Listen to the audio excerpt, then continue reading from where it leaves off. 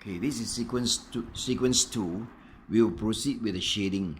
So okay, like I say, we can use the hatching to show the roundness of the column. You see, there you will go it very fast to show that it is a curved column, just like a Roman column. I think it's from the top. It is narrower, and at the base is from what I can see. When I can see from my observation, at the bottom it's a bit. It is rounded and very solid at the bottom. Okay, you can go very fast. Okay, the break, you can use this shading, this technique, because it's a pattern. These are exposed bricks. This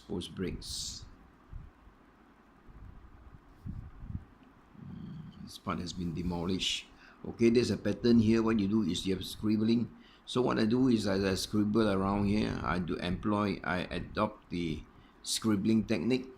And here you cannot see much. This is the so you do the hatching here. So there's some light coming from this the other part, but here is a bit dark.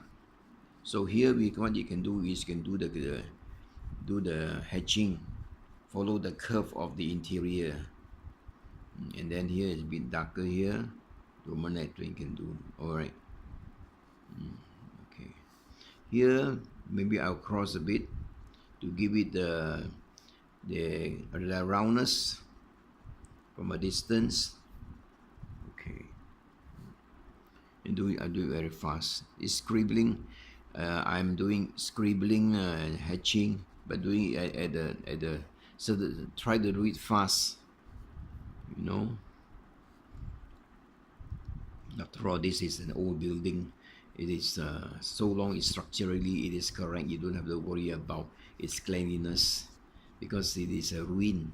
So it's full of a lot of patterns. You can go around. You can adopt your pattern, scribbling. You see, you can do this way. Okay, right. So like I say, when you do this kind of sketching, you have to be very fast, and your finger has to be nimble. Nimble finger, that means you're flexible.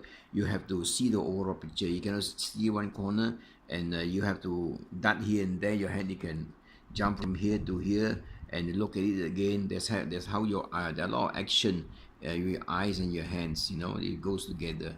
So you have to look at it, but you all the time you'll be moving. Your hand will be moving.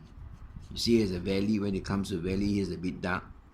So you will not go wrong. The idea is to bring up the dimension of the building. Because if you don't have light, shadow, and values, these are values, then the thing will be very dull. You have more values of the light, dark shade, then you will bring out the building, and it will be very, so you can. But of course, maybe you need to have a bigger pen. This is only 0.4. Probably you can use 1 or 2 pens, maybe a bit thick, depending on your how comfortable you are with the pens used. I've been using this for many years, so I just find it very, very useful. So how many minutes have I taken? More than 3 minutes. I try to finish within 5 minutes. Okay, you see. So once you do it fast, you look at it again and again. If so long you get a lightness, you need not be exactly the same thing, So long we know, all right, this is, look at it, this guy is drawing this Formosa, this building. It looks okay to me. See. So at the outline, of course, has been thicker because you have to bring out the structure, the shape of the building itself must come to life. Like I say, you always treat the building as though it is something alive, although it's inanimate. You have to treat as it understands you. You talk to it. That kind of thing. People say the artist a bit weird, but this is how the artists draw. They sometimes talk to themselves. They're very engrossed. They're already engrossed in their work. You know, you do not really, yeah, you're doing something, you like it, you do it, you don't know whether, you know, who is standing behind you or what not. You'll be very engrossed. And normally when you do this kind of thing, you'll be oblivious of some things around you. You'll be so engrossed with your subject because you're feeling it. You see this, after this you can do your pointillism, that is stippling.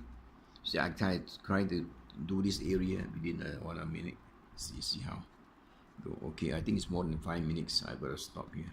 Okay, and then we'll go to sequence 3.